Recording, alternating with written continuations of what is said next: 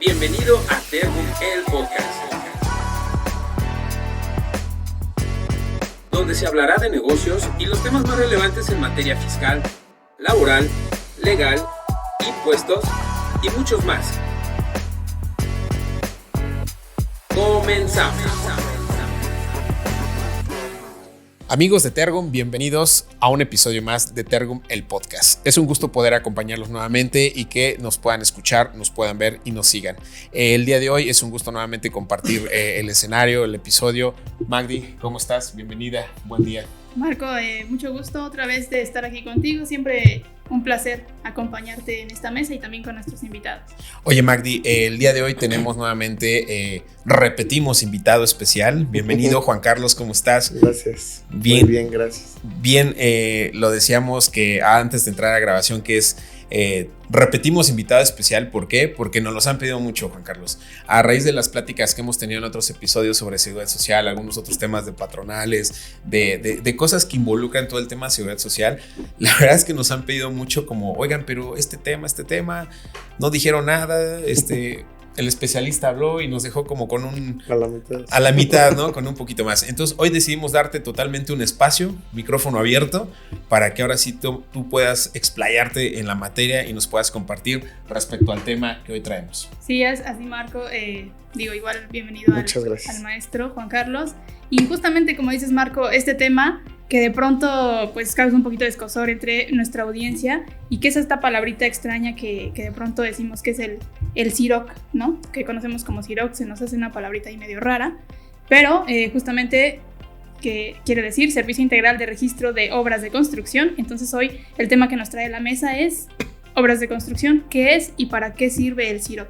Así es, y bueno, Juan Carlos, como nuestro especialista justamente en materia de seguridad social, ya nos los habías comentado, con ya más de una década en este tema, en este rubro, especializándote en la firma en Tergum, pues bueno, quisimos nuevamente que este tema, pues tú como especialista nos los desmenuzaras un poquito más, como dicen coloquialmente, partiendo de un poquito de las bases, de entender primero que nada qué tiene que ver el seguro social con el tema de construcción, porque parecen cosas totalmente como por qué y para qué. Entonces entender un poquito esa parte de pues las responsabilidades de qué es, por qué, los patrones, los registros, cuotas, etcétera, ¿no? Entonces vamos a ir ahondando, claro. Pero pues adelante. Ok, pues muchas gracias por la invitación, por la segunda invitación. Espero que ahora sí, digamos, quede todo claro, ondemos en la materia, y si no, pues ya saben.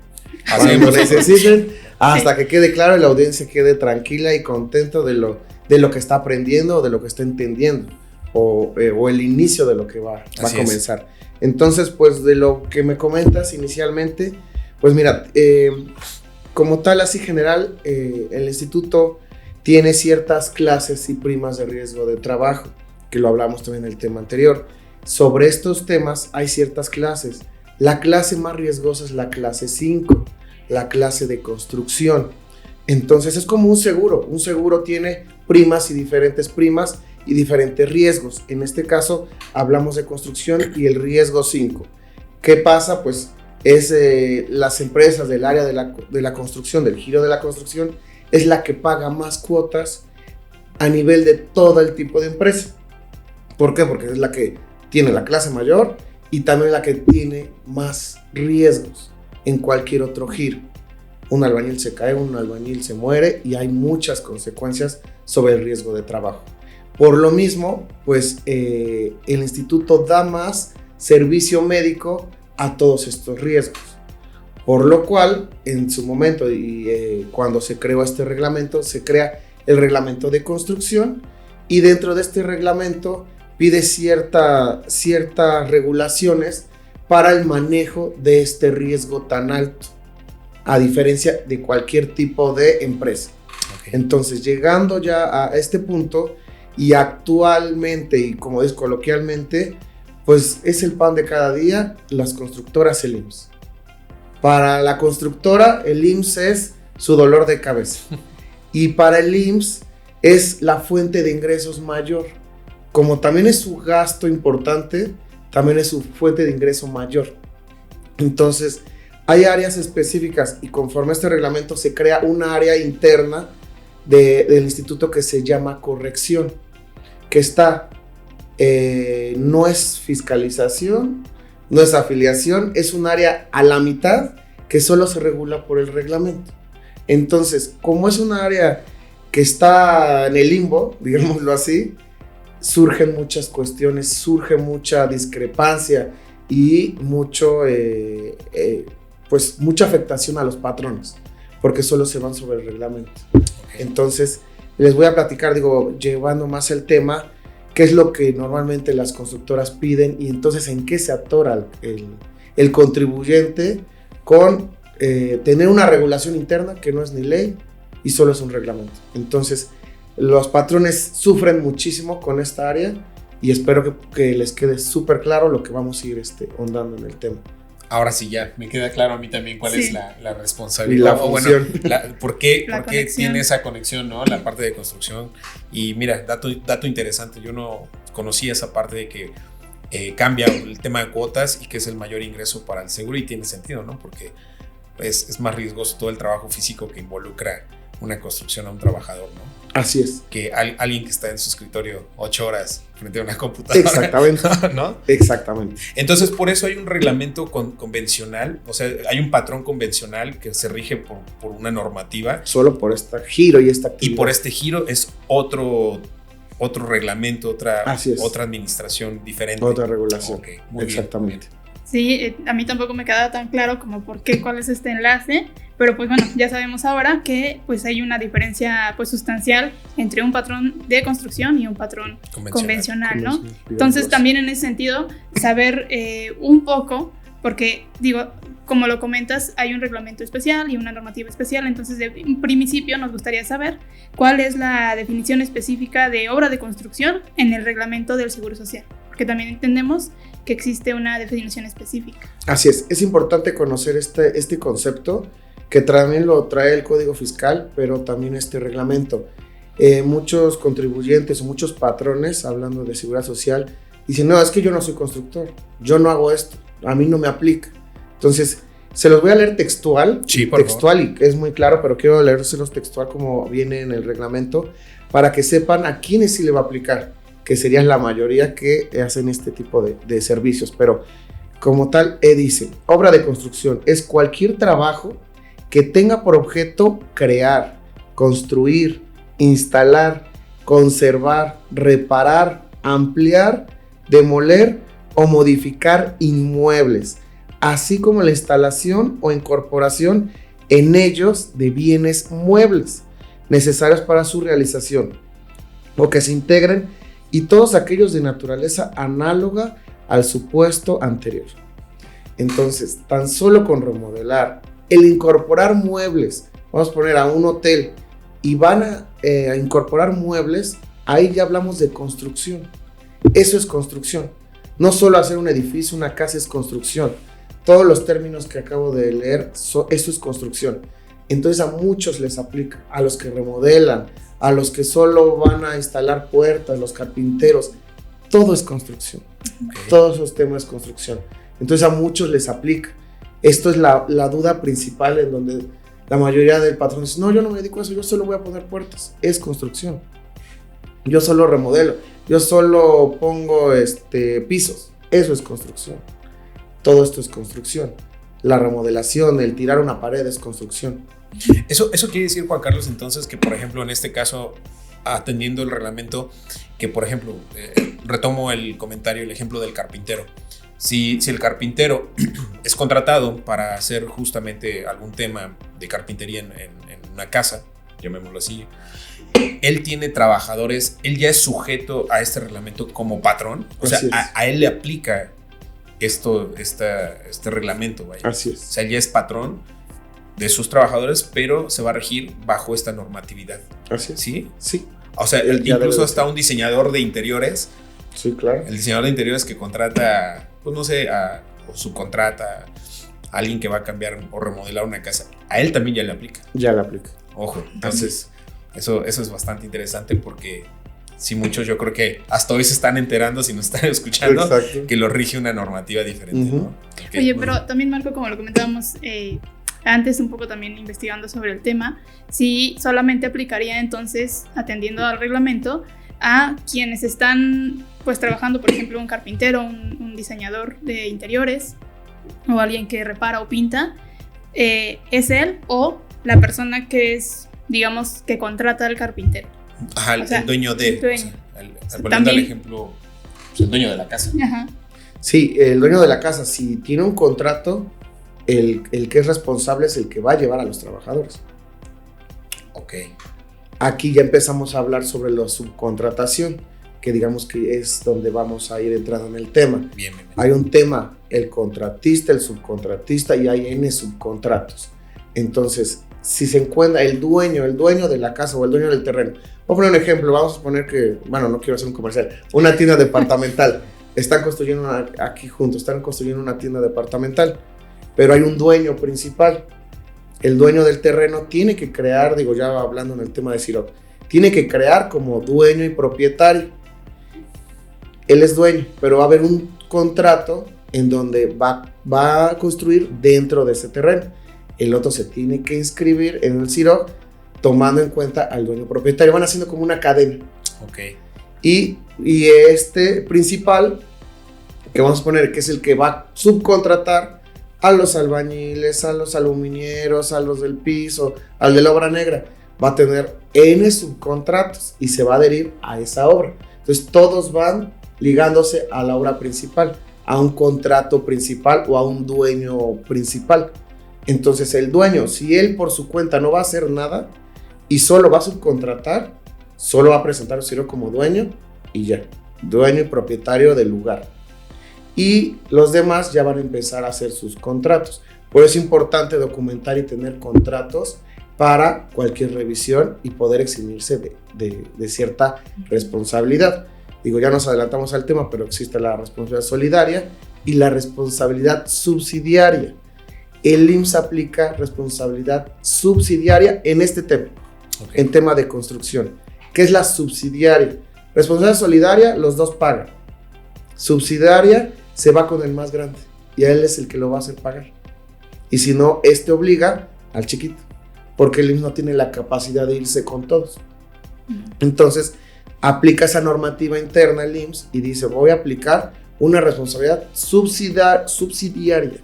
Entonces, tú eres el más grande, tú absorbes lo de los demás. Bastante complejo, pero sí tiene mucho sentido cómo se va repartiendo esa responsabilidad y la adherencia de contratos para, pues bueno, designar roles, ¿no?, en cada proceso y desvincular en caso de algún conflicto o como es una revisión. Pero Juan Carlos, antes de entrar, porque está bien interesante este tema ya de profundizando, me gustaría también que nos compartieras un poco, porque hablamos mucho del Siroc, ya Magdi nos compartió un poquito cuáles son esas siglas, pero que nos profundices un poquito más en qué es el Siroc y otra cosa, el SATIC, que es algo que también se escucha con todo este tema. ¿Qué es el Siroc? ¿Qué es el SATIC? ¿Y cuáles son sus principales diferencias entre una y otra? Ok, bueno, el SATIC ya no existe.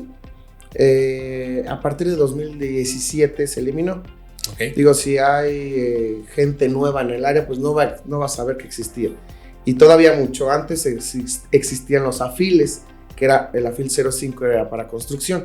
Entonces ese es el caminito, antes era afil 05, luego el SATIC y luego el Siroc. Ahora, ¿esto qué es lo que pide? Simplemente sigue siendo información que pide el instituto para observar tu obra. Pero en 2017, que todavía estaba vigente, el SATIC era mucha información. Tenías que ser muy especialista, que eso era bueno. Digo, ahorita lo comento. Tenías que ser muy especialista en el área para poder llenar un SATIC. Era complicado. Tienes que tener estimaciones, tienes que saber de mano de obra y tenías que tener todo un conjunto de elementos para poder dar un resultado final. ¿Qué es lo que pasa con los cambios? En 2017 se firma un acuerdo, estaba el gobierno de Peña Nieto, se firma un acuerdo de una estrategia digital nacional en donde las plataformas las unen, SAT, IMSS, Infonavit y Secretaría del Trabajo. Entonces actualmente las mismas plataformas ya la observa el SAT, igual el IMSS, ya es la misma plataforma para todos. Okay. Conforme pasa esta plataforma, hacen reducción de base de datos. El SAT decía, esto no me sirve, ¿no? toda esta información no me sirve, es demasiado. Eran 4,000 datos que pedía un SATIC a los que pide actualmente, que son 8 o 10 datos. O sea, cambió totalmente. Claro. Pero, ¿qué es lo que pasa? Esta reforma es apoyada por la OCDE, que pertenecemos a ese grupo de los 20. Entonces, al tener ese apoyo, la OCDE empieza a hacer su estrategia para conocer al patrón. Entonces, con estos elementos se empieza a dar cuenta, pues todo ya es con la IA, con todo es inteligencia artificial. Con esto se inició y empieza a reconocer cuál es el patrón que sabe, cuál es el patrón ignorante, y entonces crea esta plataforma fácil, si lo puedes llamar así, pero hace que el patrón sea ignorante. ¿Qué pasa? Si me pedía antes, tenía que contratar a un especialista en seguridad social, vamos a exponer mi trabajo y todo lo que vamos a platicar. Pues ahora me pide 4 datos, el contador lo puede hacer. Solo me pide total contrato, fecha del contrato, periodo y qué voy a construir. ¿Ya? Es todo lo que pide el CIROC. No necesito un especialista. Manda la información y ¿qué pasa? Pues ya llegan las revisiones. No tienes al especialista, pues mandaste lo que tuviste que mandar. Y entonces empieza la problemática.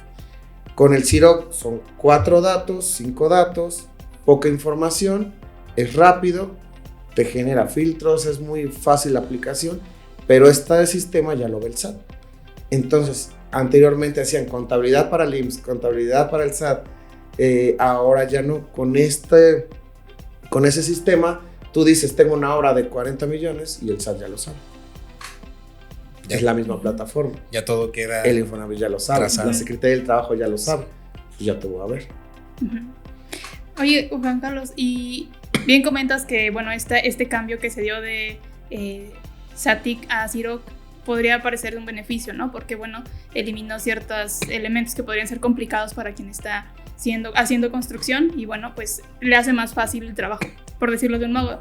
Pero también esto podría llevar o conllevar a que hubiera errores en los registros y también en este manejo del CIROC, ¿no? Como bien lo comentabas, no es lo mismo que lo maneje un especialista a que lo maneje un contador o alguien, no sé, el mismo patrón o el mismo que está construyendo, ¿no? El mismo patrón, claro. Exacto, ¿no? Entonces, si nos pudieras comentar cuáles son estos errores como más comunes en este registro y administración del CIROC. Claro. Aquí lo primero, siempre lo que le comento a los patrones, hay que hacer una estrategia. Antes de que tú des de alta un contrato hay que hacer una estrategia. ¿Qué es lo que necesitas primero? Hay 2 temas importantes. Dentro del mercado, y eso no existe en la ley, hay una carta de liberación de obra, que tiene diferentes nombres internos, le van cambiando en cada gobierno, pero es una liberación de obra. ¿Qué pasa? Como lo que les decía al inicio, como quieren hacer responsable y es una responsabilidad subsidiaria, el más grande quiere controlar a los pequeños. Y en sus contratos, la mayoría van a encontrarlo. Si los patrones no lo han visto, vean esas cláusulas de contrato, en donde en algún momento le van a solicitar que liberen su obra ante el IMSS o que le den la carta de liberación ante el IMSS, que eso ya es el área de corrección, la que ve esa parte. Entonces, tienen que revisar si les pide eso el patrón, su patrón de ellos o su cliente. ¿Por qué? Porque si van a pedir liberación, tienes que ir al IMSS a llevar toda tu información y a decir, me voy a corregir. Y te van a aplicar los procedimientos que vamos a platicarlo, y te van a aplicar procedimientos y te van a cobrar diferencias. Si el patrón no trae esa información o su contrato no se lo pide, pues no tienes por qué llegar al IMSS automático, ya te va a esperar a hacer una revisión. Pero a la par tienes que tener la misma estrategia. ¿Por qué? El CIROC, regresando al tema del CIROC, nos pide fecha de contrato, periodo de contrato, importe de contrato y qué es lo que vas a construir. Es lo único. Sobre eso se aplica y se hacen unos cálculos porque la autoridad, yéndonos a lo que nos revisa, yendo al área de corrección, nos va a aplicar un artículo que se llama, es el artículo 18, es la estimativa. ¿Qué es la estimativa? En cualquier ley se encuentra una estimativa. ¿Cuándo aplicar una estimativa en cualquier ley fiscal? Cuando no sabe la autoridad cómo revisarte, porque no le das elementos para revisarte. Y entonces nos aplican. ¿Qué pasa con esa estimativa? nos aplican conforme a lo que estás construyendo. Si construyes una barda, son ciertos porcentajes. Si construyes un hospital, es cierto porcentaje. Si construyes una casa, es cierto porcentaje. Ahora, esos porcentajes están analizados a nivel internacional. Y siempre, y lo sabe el patrón cuando los asesoras, que aunque sea esa estimativa y ellos no pagaron esa cuota, saben que ellos pagan cuota de seguridad o pagan sueldos mayores que eso. O sea, sí está comprobado que aunque la autoridad te dice debes de pagar un 2% por una barda, vamos a poner un ejemplo, es menor siempre lo que nos va a cobrar la autoridad. Pero aún así, el patrón paga siempre menos, siempre. Entonces, ese cálculo de esa estimativa la publica en el diario oficial de la Federación, el total de mano de obra que tienes que pagar por cada obra, por cada cuestión que estés construyendo. Y hay generalidades. Como no puedes saber todo lo que estás haciendo, hay conceptos de generales, como remodelación en general y cierto porcentaje. Entonces hay que iniciar asesorando al cliente con eso. ¿Qué espera el Seguro Social de ti, de tu obra? Pues espera 1 millón de cuotas. ¿Vas a pagar 1 millón de cuotas? Y eso es lo que tienen que iniciar. El patrón debe de saber cuál es su obligación. Me van a aplicar este procedimiento, me lo van a aplicar y saber si lo van a hacer o no. Eso es muy importante. La mayoría te va a decir, si yo pago esto de cuotas, no salgo. No termino mi obra y no puedo dar estos precios. Entonces, bueno, aquí ya es, digamos, otra situación que hablamos de mercado que no va a dar con las cuotas, pero el deber ser es que tenemos que regularnos, claro, y tener esa estimativa que va a esperar el Seguro Social. Esa es, digamos, la primera parte y eso es lo que piensa la autoridad.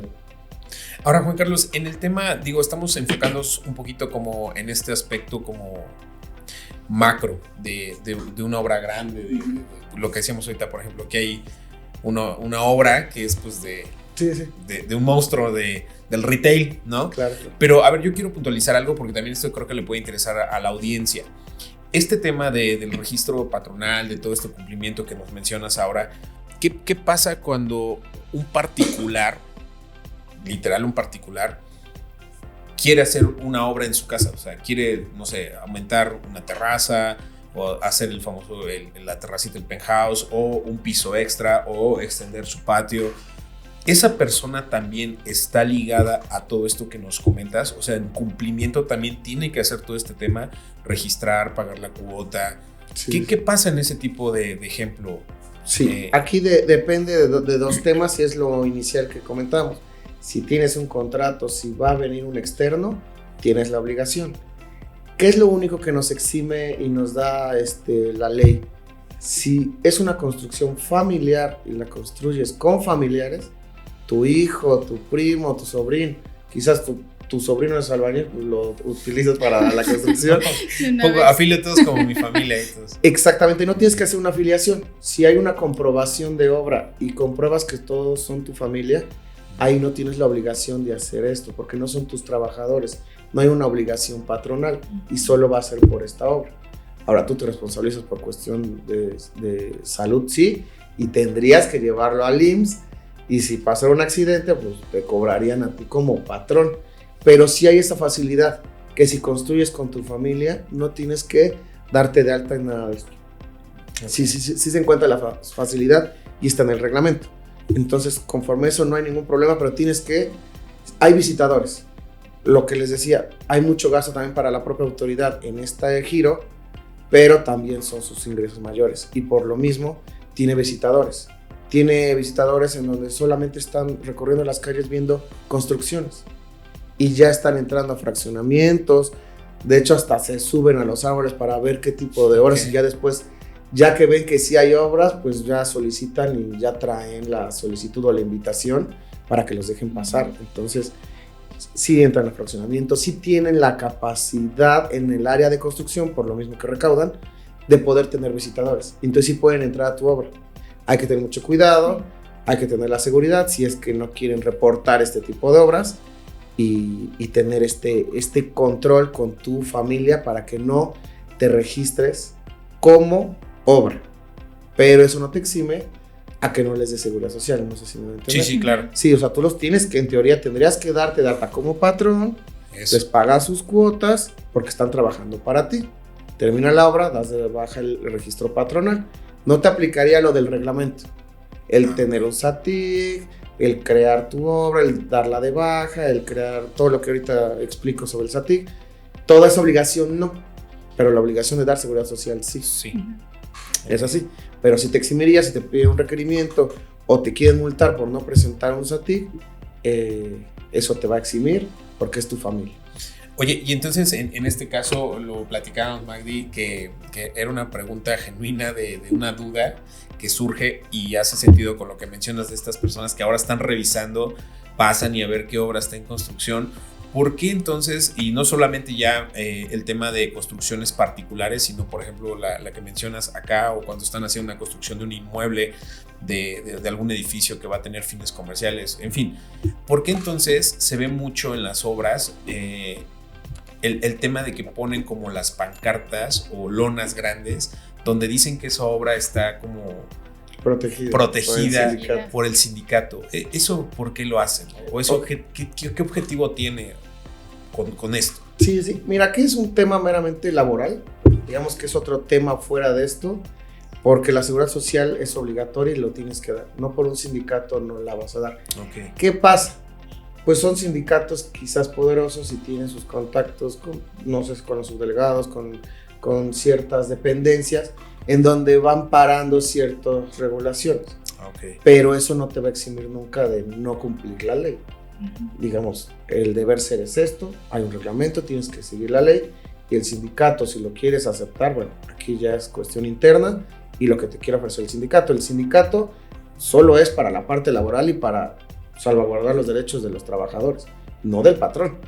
Okay. El sindicato es para los trabajadores. Si va a ayudar al patrón, bueno, ya es, digamos, otro tema afuera, sí, que deberían de analizarlos como patrones, de si van a pagar y si les van a dar esas opciones que no están en ley. Entonces no tendría por qué aplicar, y menos en una seguridad social, porque el sindicato no te los va a llevar al hospital si se te accidenta. Claro, y es que eso lo pregunto también porque haces este comentario de también en la ignorancia que muchos tenemos, o incluso empresarios que están, pues no es su core business, ¿no? Y como tú dices, le delego al contador, pero el contador pues no es especialista en la materia en seguridad y no cumple. Entonces muchas veces en esa ignorancia tú puedes decir, bueno, me acerco a estos entidades o estas figuras como un sindicato y puedo asumir que por eso ya sí, estoy eximido de pagar, porque también lo hacen a veces por un lucro o es un lucro, un pago, ¿no? Al final, sí. Entonces pueden engañar, ¿no? Entonces ojo ahí, o sea, si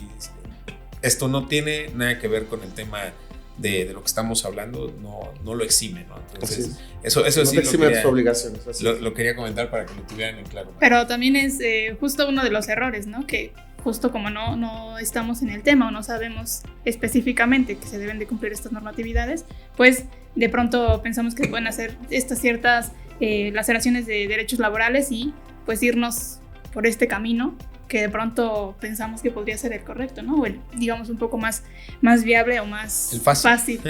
Es fácil, ¿no? Como que siempre es como la puertita más fácil. Ajá. Ahora, aquí hablando sobre un tema parecido, ¿cuáles son las facultades del instituto? También el patrón luego dice, no les abras la puerta. Digo, ya también ahí depende mucho del patrón, cómo es. Pero sí está regulado en la ley y en este reglamento también, que sí es facultad del instituto poder hacer una verificación, poder observar, poder obtener información para poder recaudar, porque también salvaguarda los derechos de los trabajadores en cuestión de seguridad social.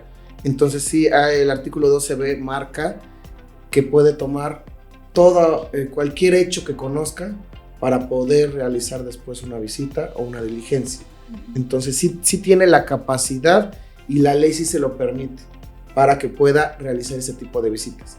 Entonces el deber ser también sería dejarlos, abrirles la puerta, saber qué quieren y lo que pidan en teoría en cuestión de seguridad social, no más allá, no irse más allá en pedir información que no la deben de requerir. Podemos regresar al tema de CIROC para que sepan también qué es lo que van a requerir. El CIROC es una plataforma, subes al sistema esos datos que les comentaba, pero también es importante, hay una declaración que es un aviso bimestral, en donde pide el avance de obra. Ahí no hay ningún dato que te dé la respuesta de qué te pide, solo dice avance de obra.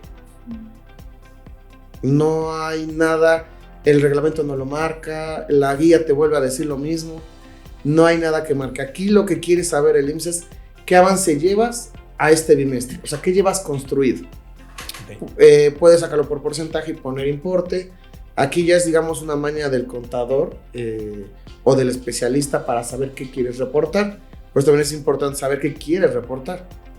Porque ese avance, muchos me preguntan, ¿es el avance de mis trabajadores? ¿Es el avance de la construcción? ¿Es el avance que me han pagado? ¿Cuál es el avance? Dice el SATIC monto a la fecha. Entonces no sabes cuál es el monto que quieres aplicar. Yo aquí les aconsejo sería el monto en porcentaje, que saquen un porcentaje de cuál es su avance de obra. ¿Por qué? Porque si van un 50%, si tú pusiste un contrato de 1,000,000 por una barra, es lo que les decía, van a aplicar la estimativa. El IMSS espera 500,000 pesos, vamos a poner ejemplos redondos, que vas a pagar de cuotas. Si tú le dices que llevas un 50% de obra, quiere decir que ya debes de haber pagado 250,000. Okay. Si no llevas esos 250,000, voy a empezar a ver qué pasa. Mándate un verificador. O llevas un 95 de obra y solo has pagado 10,000 pesos de cuotas. Mándate el verificador antes de que acabe la obra. Entonces ese es su parámetro para saber cuándo te van a ir a visitar o no. O viceversa, llevas 2 meses y tú ya le pusiste que llevas un avance de 90% o ya pagaste demasiadas cuotas, se esperan a que las cierres y ya te requieren. Entonces es como un reloj en donde ellos pueden saber cuándo ir y cuándo acudir y cuándo no. Entonces sí es importante declarar esos bimestrales y saber qué le voy a entregar a la autoridad, porque tampoco la autoridad está a diario viendo tu avance. No a ver si llevas un piso o 5 pisos. Va a ir viendo conforme a De hecho, tiene un semáforo. Si tú te atrasas en un bimestre, el semáforo está en amarillo. Si te atrasas en 2, el semáforo está en rojo. Quiere decir que no sabe la autoridad y no sabe cómo vas y te va a ir a visitar también. Entonces esas visitas también van en consecuencia de lo que tú vas reportando. Por eso es importante siempre tener la estrategia, lo que tú bien mencionabas. ¿Qué quiero reportar, qué no? Para ir parando eso y para ir sabiendo qué vamos a manejar o no. Es importante exactamente la estrategia. Entonces también esto puede ser un causal de errores en no saber hacer estimaciones de cuotas, estimación de algo que puede incurrir en alguna sanción. Te comento, viene tan general que puedes decir no sé qué poner. O te lo admite. Exactamente, y entonces te hace poner cualquier dato que te pueda afectar en algún momento, al menos hablando del tema de los bimestres. Y si estos registros que tienes que hacer bimestrales, por decir un caso, que alguien tuviera que parar la obra entonces, pero las cuotas siguen corriendo y la estimación sigue corriendo con el semáforo, ¿qué pasaría entonces, no? Si una empresa... Hay aviso para decir que ya paró la obra, que se canceló, que se suspendió, tú tienes que avisar en CIROC qué es lo que está ocurriendo con tu obra para que no tengas esas contingencias. Okay. Un adendum de contrato, una reducción de contrato, tú puedes ir informando, pero aquí es importante también aclarar que solo tienes 5 complementarias. Cada movimiento es una complementaria, si se le puede llamar así. Okay. Y si tú no estás seguro, porque también la obra es un mundo, en el área de construcción es un mundo, a veces no saben qué va a pasar mañana.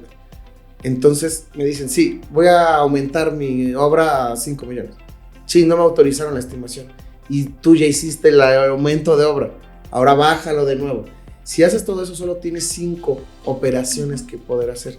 Entonces te puede también quedar sin hacer la operación. ¿Qué pasa cuando haces 5? Y ya no te va a dejar el sistema. Sabe el IMSS que estás confuso y te va a revisar. Entonces vas a ir a la subdelegación a seguir haciendo tus cambios porque ya no hay forma que el sistema lo puedas hacer. Y ahora sí, ya te destinan a tu auditor para que esté pendiente de ti. Pero entonces entendemos que esta estrategia que comentaba bien Marco que se debe seguir es con base en un, digamos, manual de procedimiento, ¿no? Entendemos que pues así tendría que ser, o si existe o no existe, y pues cuál sería como una correcta o incorrecta implementación, digo, por todos los ejemplos que estás comentando. Ok, bueno, hay ciertas estrategias, digo, aquí sería solo estrategia operacional, saber qué quieres dar o qué queremos darle al IMSS para que el IMSS esté tranquilo. Eso simplemente es operacional. Y también que el patrón no, si no está seguro de cierta operación, no la definamos en CIROC hasta que esté seguro, o esperarse ciertos parámetros. Esto es totalmente operacional. Las estrategias, ya hablando financiera, contable y fiscal, ya van dentro de la parte contable. ¿Por qué? Porque nos vamos a ir, existe la defensa fiscal, sí, pero les comentaba desde el inicio, el área de corrección no es una defensa fiscal. ¿Por qué? Cuando tú vas al área de corrección es porque te piden una liberación de obra, una terminación de obra que te está pidiendo tu patrón. Te la pide tu cliente. Mi cliente me pide mi liberación de obra porque ya construí, yo le hice todo el aluminio de un edificio. Ok, para terminarle y para que me pague, me pide liberación de obra. Yo solito voy al IMSS y le digo, ya terminé mi obra. Pues dame toda la información. Todo esto está regulado en el reglamento. Entonces, te pide toda la información. Ya que entregas la información, a todos le van a aplicar la estimativa. A todos. Y entonces siempre vas a tener diferencias. Construiste aluminio, me debes 1,000,000, pagaste 800, me debes 200. ¿Pero por qué? Si está mi nómina, si te entregué todo, porque te aplicó la estimativa. Si nos vamos a la parte fiscal, la estimativa es ilegal porque yo estoy entregando la información. Quiero leerles textual lo que pide el artículo 18 para que sepan. Obviamente es muy largo y es el procedimiento, pero nada más en general quiero que sepan lo que dice. Cuando los patrones no cumplan con las obligaciones a su cargo previstas en la ley y sus reglamentos, serán notificados por el instituto dentro de los 5 días y se determinará. Ya el procedimiento, digo, pero acá es cuando no cumpla. Eso es cuando te van a aplicar la estimativa. Cuando el patrón no cumpla. Pero si cumplí y si me requieres y te entregué, no te pueden aplicar esto. Okay. Entonces esto tiene defensa. Siempre va a tener defensa. El instituto va a perder siempre si podemos defenderlo bien esto. Pero esto lo hablamos en una revisión general. Me llegan revisión, me requieren, me hacen la estimativa, me determinan diferencias, me generan mi crédito fiscal y se gana. Porque yo sí te entregué. Hay que tener las pruebas de que si le entregué la nómina, le entregué la base de datos, le entregué todo lo que me pide. Estimaciones, todo. Y no me puede, bueno, sí me la pueden aplicar, pero se defiende. El patrón debe estar tranquilo que se puede defender con esto. Pero en corrección no, porque en corrección llegas tú solito. Y tú quieres tu carta. Si tú le dices, no me apliques esta porque es fuera de ley, no te doy la carta. Ya, ahí se acabó. ¿Qué pasa? Pues es un área arbitraria. Sí, claro. Totalmente. E indefensión con el contribuyente, con el patrón.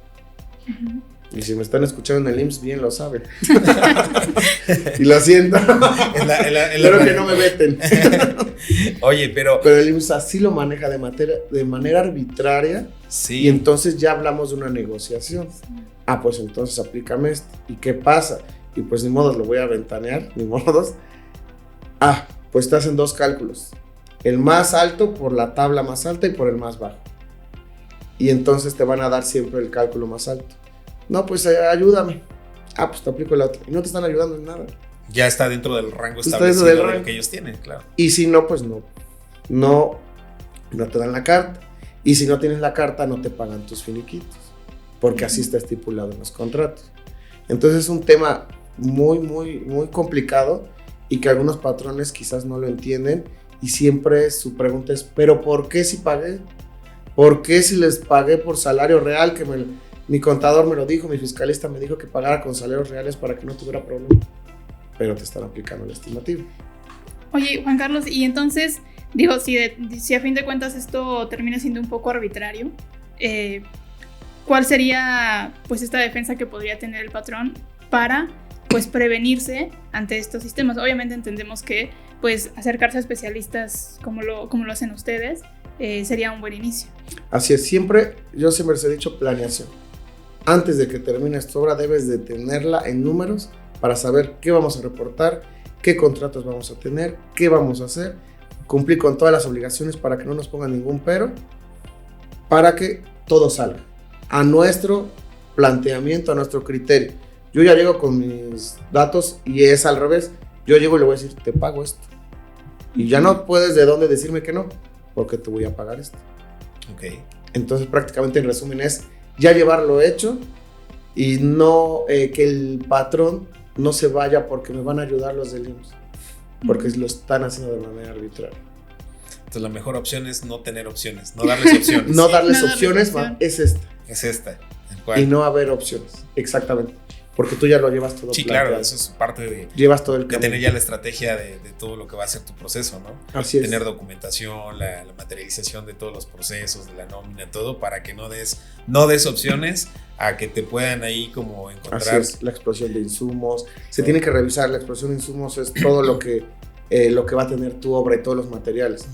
Vamos a suponer que tu explosión de insumos dice que vas a construir una casa de interés social, pero en tu explosión de insumos viene piso mármol. Ya no va a ser una casa de interés social. Entonces, con esa información, el instituto nos va subiendo de categoría. Porque la construcción o el porcentaje de casa-habitación es más baja que casa de lujo. Okay. Y entonces, tú muestras la explosión de insumos y ahí dice qué material compraste. Y también sobre eso. Y te piden los auxiliares contables y van a ver qué factura y qué compraste. Y tiene que coincidir toda esa información.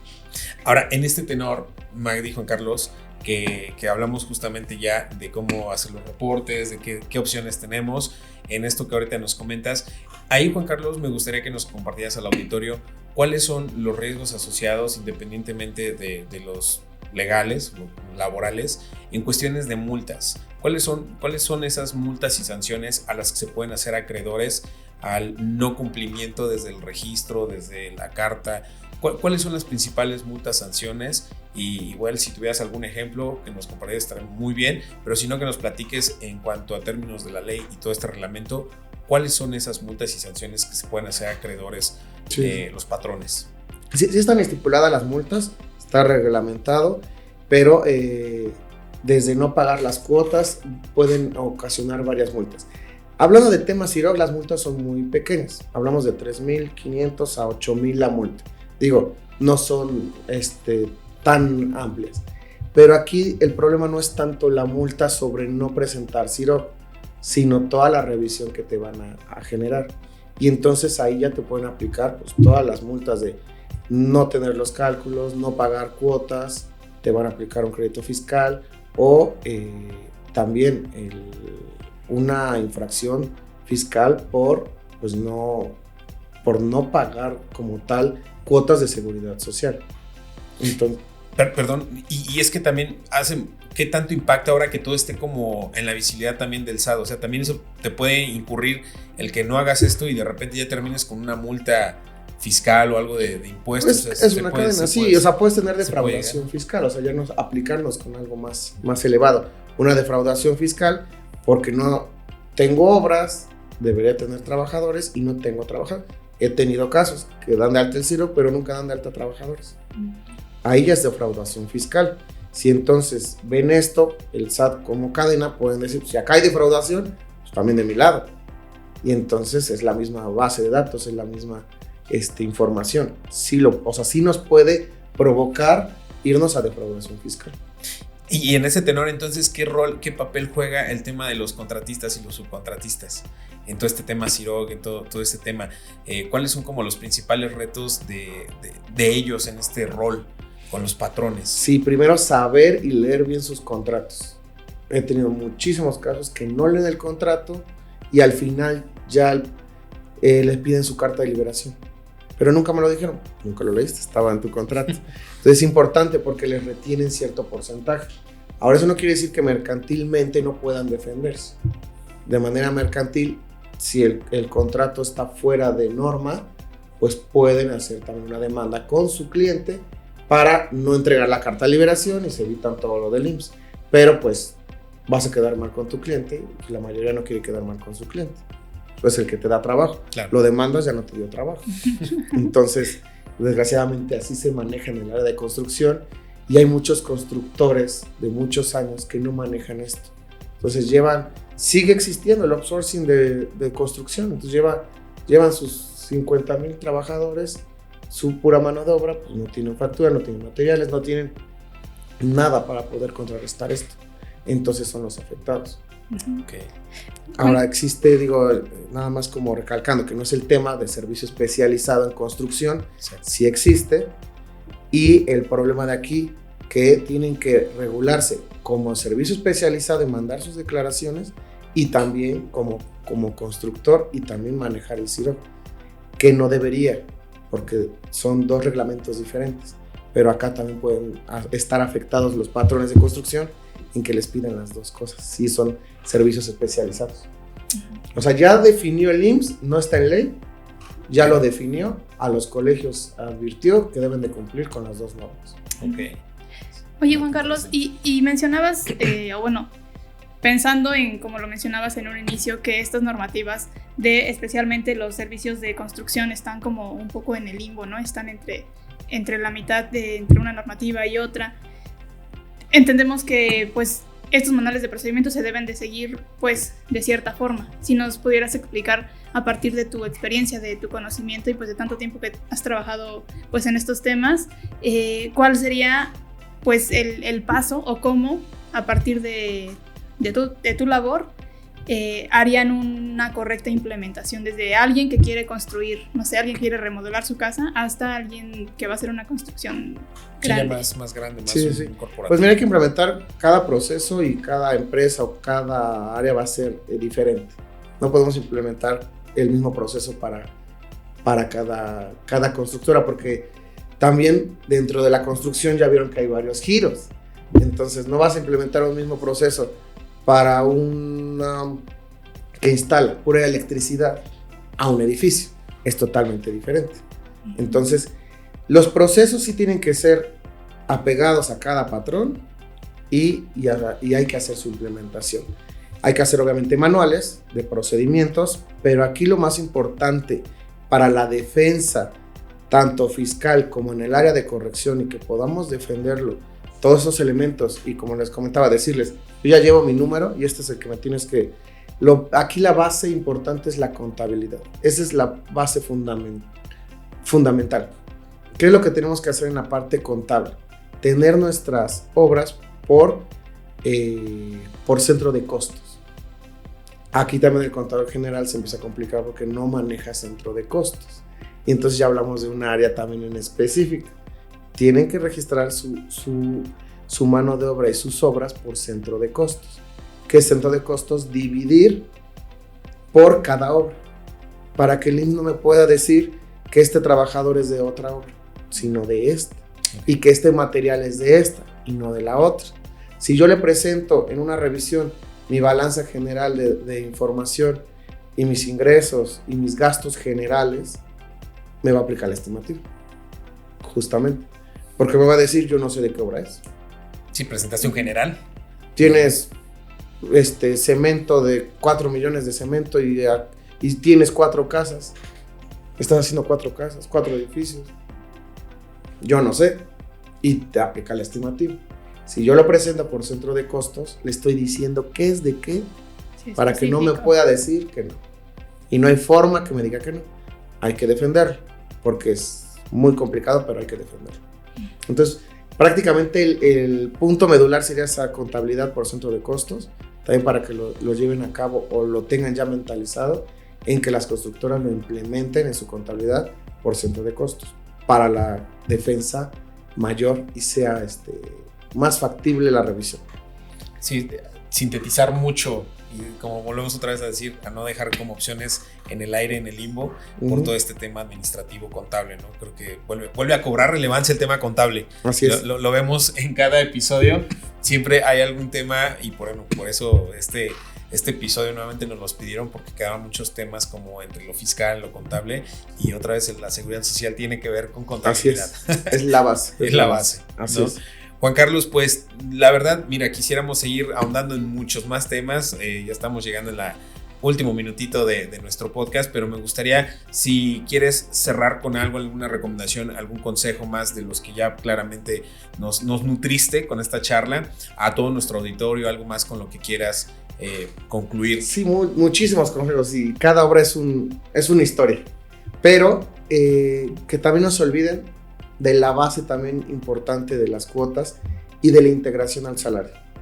También es muy importante, porque aunque tengas todo registrado y estás omitiendo percepciones que integran al salario, nos van a determinar diferencias. Entonces, sí es importante que lleven a cabo todas las obligaciones que están en el artículo 15 de la Ley de Seguridad Social, todas las obligaciones como patrón, que lo lleven a cabo como general, aparte lo de construcción.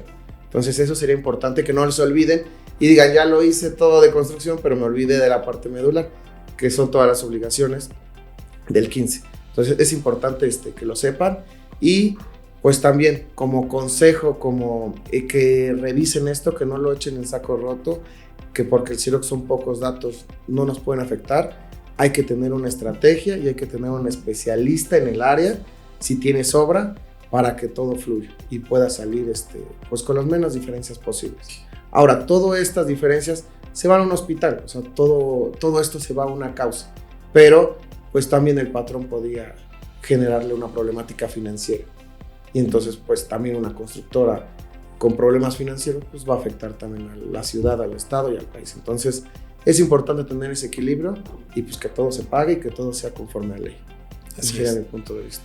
Pues no buscar puertas y caminos fáciles, dudosos. Así es. Y todo pues, está en ley, todo se puede resolver. Exactamente, y pues justo la recomendación que siempre hacemos, que se acerquen con un especialista que les pueda asesorar, no solamente al patrón, sino también a su equipo de trabajo, que pueden ser los contadores o el equipo que ya con el que cuenta, porque no pueden muchas veces abarcar todas las disciplinas y las complejidades que puede llevar, ¿no? Entonces, creo que en tu división, creo que contamos con ese gran apoyo, con ese ecosistema completo de poder asesorar a cualquier que tenga algún problema hoy, pues se puede poner en contacto, y creo que con mucho gusto lo puedes recibir tú o tu equipo y poder buscar. Y en cualquier fase de problemática, Que eso es importante, ¿no? O sea, que no necesita ser como desde el inicio, puede ser en cualquier proceso. En cualquier punto de revisión, corrección, entrega o planeación, adelante, sin ningún problema.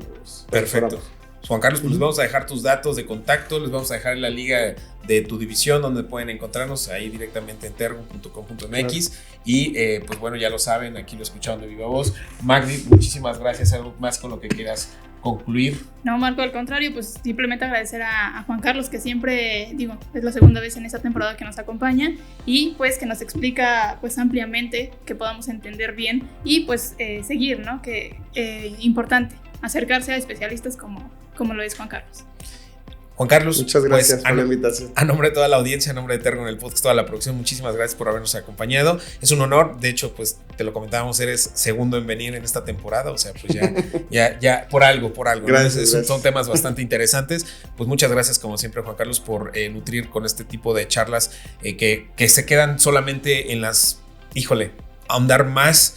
Pero bueno, con mucho gusto por ahí pueden buscar ya una asesoría especializada o contactarse directamente, y creo que ya se les puede dar una atención mucho más personalizada en cada caso que pueda particularizar esa atención.